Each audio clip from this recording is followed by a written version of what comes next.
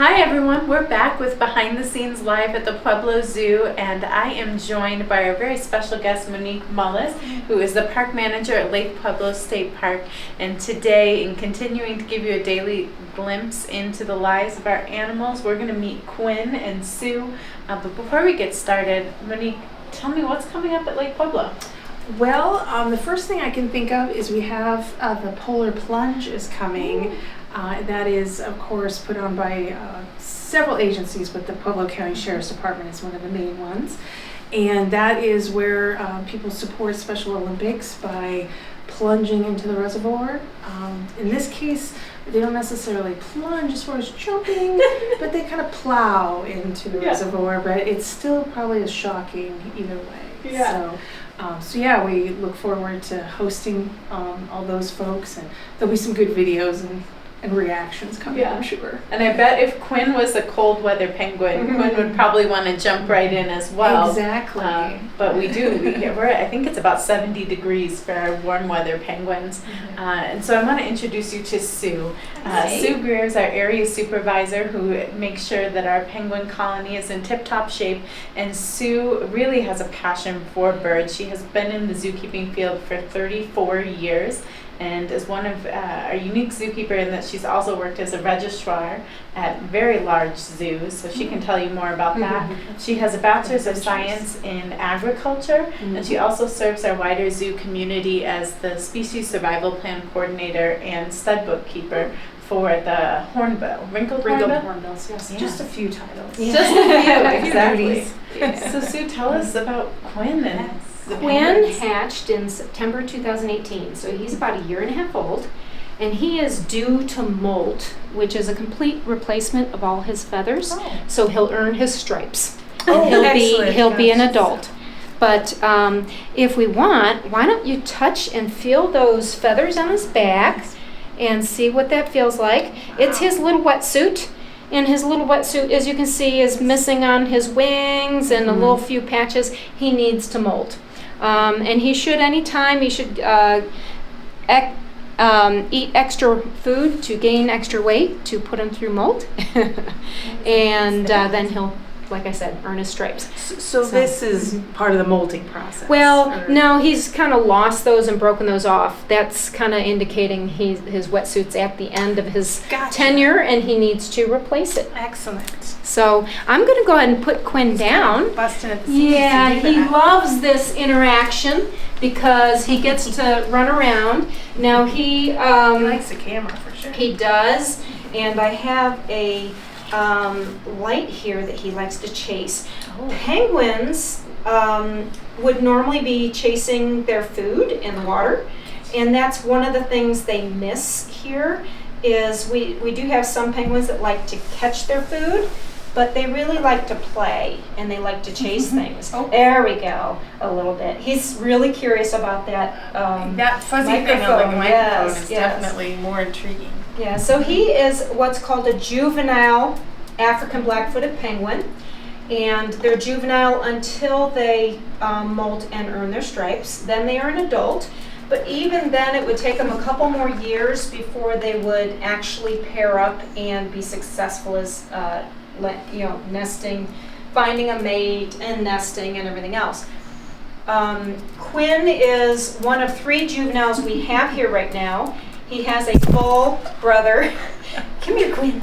Come on. People probably can't see. There's a cool little gray fuzzy thing on the microphone. There we go. All about it. And Quinn is an ambassador penguin who participates in our behind the scenes, which is an experience that guests can actually purchase online. So he's probably used to humans, but not as used to something like a microphone being pointed in his face. Right. And everything's something to test out and see, can he play with it? Can he eat it? Can he, what can he do with it? Quinn actually loves coming. He tries to run out the exhibit every time we go in because of this interaction. So that tells us he actually likes this. It's playtime for him and stuff to go see and play with. Now he is an African black-footed penguin, and they are a warm weather, cold water bird. And they nest in the Cape of South Africa. There's 4 species in his genus that look very similar. They're called the striped penguins. And Humboldt, Magellanic, and Galapagos as well. So they are a medium-sized, warm weather, cold water. They actually get frostbite. They do not do well on ice and snow. They get frostbite. They can handle being outside on the snow as long as they can get into warm. But most people think of penguins as being, Antarctica and in frozen wasteland. Oh, sure. That's probably the most surprising thing is we just came out, outside. It was snowy and beautiful and cold, and then it's surprising how warm it is in here. And their favorite temperature is between 60 and 75 ours degrees. is too. Exactly. That's why working with them is a little more comfortable than working with the big ones. And but they are total fish eaters, of course. And he's investigating underneath everywhere. And Quinn, come on. Quinn, come here, baby. Our star has gotten shy. And he's curious. He's going to go after that pencil. So, as you can tell, animals do what they want to do. Absolutely. Quinn's trying to do a little bit of desk work today. Right. There he goes. There he goes. Hi, Quinn. Just imagine if you could go out to the reservoir and hang out on the shore there. There we go. Oh, there we go. You're He a says, good what? Can we go to boy. the reservoir? What? You're a good boy. Yeah. And And do the penguins ever get to leave this building, or that's pretty much? They don't here. If they leave, they are probably going to another institution for a recommended breeding or pairing. We participate in the North America Regional Species Survival Plan, and that is Through there? any penguins, African black-footed penguins in the North America region, which is Canada, U.S., and Mexico, is the captive population. And it's managed genetically, so all their family trees are entered into the stub book and the genealogies, and the relatedness per each individual to the population is how you determine whether they are going to breed or not, or be recommended to breed with another animal. If you've got dozens of cousins, you're probably not going to get a recommendation. If you are less related to the general population, then they look at the males and females, their genealogies, and there's this numbered matrix that makes all this magic. But in the end, they can tell who would be good to pair with whom.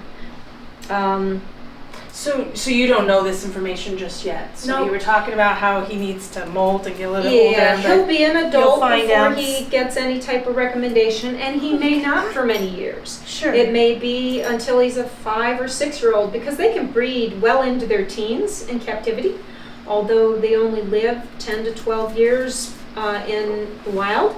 They live quite often in their 20s, 30s, and even 40s in captivity. But they usually breed teens to 20s and mid-20s. By that time, they're about done. And I saw the cool gender reveal on your baby. Yeah. It's a boy. Quinn will have another friend. So that is Quinn's full brother. Oh, okay. And also Ducky's full brother. It's from the same pair. So they were proven parents, and we let them do their thing until a couple weeks ago. And we go ahead and we take the chicks out of the nest at about 4 weeks of age. They know they're a penguin, and they know exactly what mom and dad are and everything else. But in order in captivity for them to come up to eat from us well in the exhibit, and also be safe in the exhibit, because a chick just learning how to walk on rocks, it wouldn't be good to come out of those nest boxes. They could fall, and that's not soft guano, or softer, that's cement. Yeah. And then, of course, that's not a sandy beach. That's a rock face and a deep pool. So we're going to, we just gave our chick our first swimming lesson today. And once it learns how to swim and get out of the pool via a ramp and come to us, calling them at a ramp. And hopefully we are going to introduce that chick to Quinn here, because he is the only unpaired bird right now. Oh, okay. So hopefully Quinn and him will form a friendship, and then that way the chick will have somebody to kind of look after and be around down in the exhibit when we take that step. So you mentioned guano, and when we do these behind the scenes, we always want to talk about kind of the reason that we have Right. animals in zoos, which is of course conservation. Right. Can you talk a little bit about their status in the wild and how guano relates to that? Yeah, the African black-footed penguin has traditionally nested on the Cape of South Africa and several islands there. And for eons, they nested and pooped, and the poop built up. And they would burrow into those big mounds, which kept them cool from the summer heat and the sun, and they were able to raise their chicks there. Unfortunately, in modern day, people decided that that guano was good fertilizer, and it's one thing when a farmer and a pickaxe and shovel goes and harvests some. Sure. It's another thing when modern day bulldozers sweep the beaches absolutely. clean. Yeah. So the penguin was already having problems with oil spills, competition for fish, and also then they didn't have any place to nest. Luckily, SandCobb, which is the major organization in that area, that's a conservation organization that is helping out black-footed penguins, or African penguin, that's different names for them. And they are not only an oil response, but a total conservation network. And they are putting nest boxes back out with AZA, the American Zoo and Aquarium accredited zoos, putting nest boxes out for them to use. The oil spill response, they are trying to repopulate the islands because the birds go back to nest where they're hatched from. So they're taking some chicks that they've rescued and putting them on the islands so they fledge from there. Mm-hmm. And some of the islands that are then free of rats, cats, and dogs and foxes will hopefully build back up. One of the major challenges though is fish and fish supplies for the penguin. We eat anchovies, they eat anchovies. So making sure everybody, whenever you're buying fish at a grocery store or a restaurant, just take a moment to find out where that fish was caught or farmed and Google it and see before you put your money towards that, make sure it was sustainably harvested or sustainably farmed. Not all harvested or not all farmed is sustainable. So it's by species, by region. And that will help us and the penguins. And hopefully we'll be able to stabilize what's going on with them. Exactly. And just like park fees help support conservation here at Absolutely. Lake Pueblo, fees that you pay here at the zoo are supporting these penguins. Yes, absolutely. Well, we're not necessarily associated with penguins. We definitely Colorado Wildlife and Habitat, and also our fisheries and stuff throughout Colorado is a huge honor that we get to protect here in Colorado. And you're right, the fees are very important in doing that. So I feel like we're kind of similar in some goals for sure. Absolutely, and that's why we're so thankful to have you out here, Monique. And Oh, thank you. I know we have to take Quinn back to the colony here, so we're gonna sign off of the video for now, but for anybody that's watching, remember that you can go behind the scenes with Quinn too. He's one of our 4 ambassador species, and so you just go to pueblozoo.org/BTS and you can sign up to meet Quinn face to face, just like Monique and I did here I today. highly recommend it. He's awesome. So thanks for being with us today, and thank you, Quinn.